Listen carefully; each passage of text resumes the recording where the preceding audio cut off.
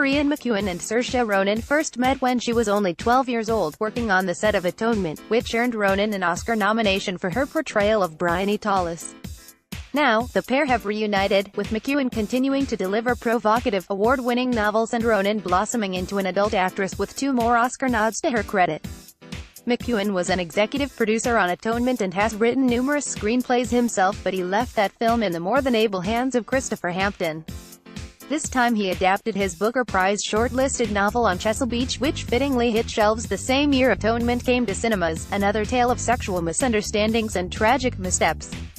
On Chesil Beach, in theaters now, follows Florence Ponting, Ronan, and Edward Mayhew, Billy Howell, on their fateful wedding night on the titular beach in 1962. Issues of sexual repression, societal pressure, and more threatened their idyllic romance, which we see through flashback. In advance of the film's release, you called up Ronan and McEwan to find out what draws them to each other's work, what it's like having the novelist adapt his own book, and what fascinates them about the recurring themes of sexual misapprehension and fate. Entertainment Weekly, Saoirse, when you began making Atonement, you were only 12. How aware of Ian and his reputation as an author were you? Did you read any of the book or discuss his work with him at that time? Saoirse Ronan, at 12, I was not aware of Ian's work. I was still reading Jacqueline Wilson and Roald Dahl at that stage, who are brilliant writers also. Since we've made Atonement, I've been reading lots of Ian's work because it's quite nice to become familiar with the work of people that you know and people that you get on with. I knew that I would want to be involved in another adaptation of Ian's one day, so I guess I was hunting through all the books that he had released to see which one we could do together next. Since Atonement, I've been very familiar with Ian's work and I love it, and to be able to do this with him was very exciting for me. On Chesil Beach, the novel, debuted the same year as Atonement hit cinemas. What has it been like for you to reunite at this point in your careers? Ian McEwan, it's been delightful, hasn't it? Ronan, it has. We've had a lovely time. The lovely thing about reuniting 10 years later is that I'm obviously quite a bit older now, and the fact that Ian wrote the screenplay for this meant that we worked much more closely together. That was lovely to have had such a special experience on Atonement when I was so young, and to then come back together and actually work together and work something out together and spend time in the rehearsal room with one another. McEwan, it has been a very pleasurable reunification. I hold this view that past the age of 2 nobody really changes, so although Saoirse was a child then and a woman now, the unchanging bits are extremely striking. She was the star of the set then without even trying. She charmed us all. Everyone was in love with her. It was a very, very happy set on Atonement because of her. You yourself have said, Saoirse, that it was a very protective set too. The wagon circled around you. This time, you were outside that circle of wagons in much more dangerous territory, but yet you seemed to take it in your stride, and come back with the same empathy and intelligence that you brought to that role in Atonement. It attracts you to each other's work. McEwan, Saoirse has a wonderful analytical intelligence. It's a problem-solving intelligence. She also is a joy to write for because she is supreme at giving the full-on quality of an inner life.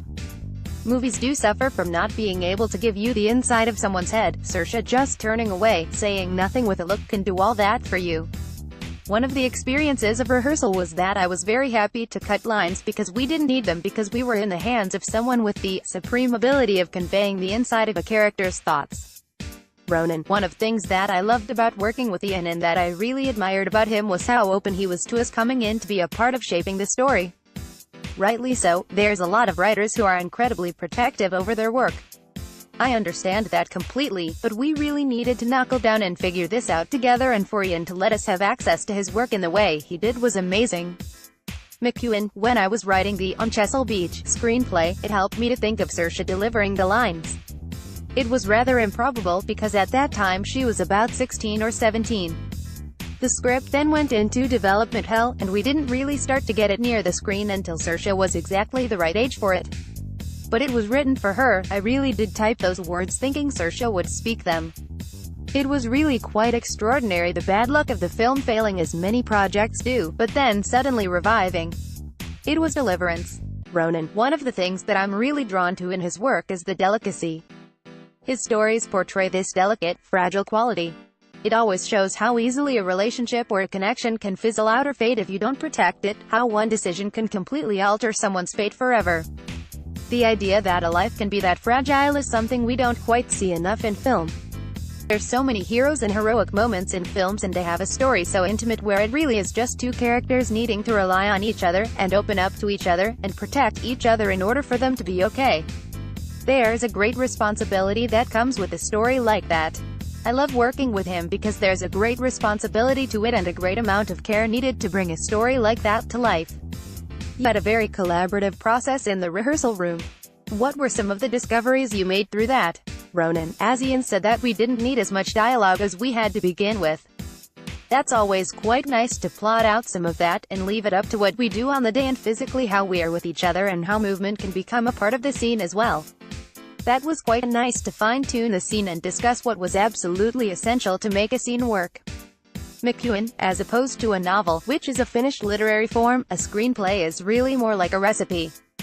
You might write it alone, but you know that it's going to be an immense collaboration, and that's why I think it's best to take a fairly collaborative and relaxed attitude to how you get to the final thing.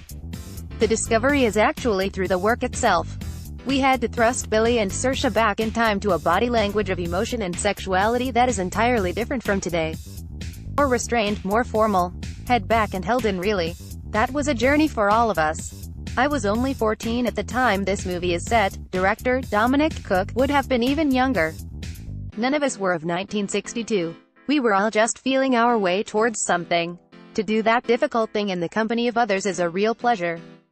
How does adapting your own novel change the process for you both? McEwan, I didn't want anyone else to adapt this particular story. It's very intimate, sexual, and I hope for an audience, very tender.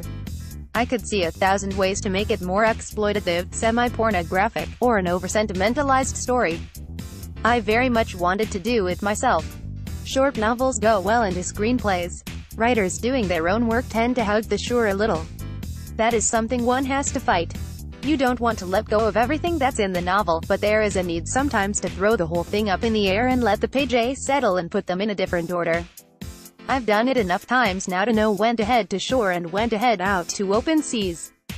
Ronan, it's fantastic to have the person who's written it in the room with you and to know that if there needs to be any changes, you can just refer back to them and know that it will be authentic. There's no doubt there at all. I have worked with really, really brilliant screenwriters who've done great adaptations of other people's work, but it is a preference to have the novelist in the room for sure. Bryony in Atonement and Florence in On Chesil Beach experience tragedy because of misunderstandings surrounding sex. Why is that a theme you each return to? Ronan, the experience of making Atonement was completely different because I was a child and so much of the subject matter went over my head. I was aware of it, but I didn't fully comprehend the weight of it. Or maybe I didn't, just wasn't aware of it. It's time to be at the forefront of it. You have a different relationship to the work. I played a character in Atonement who was on the outside looking in and made a conscious decision to alter the world that these people lived in, whereas for Florence this is completely out of her control.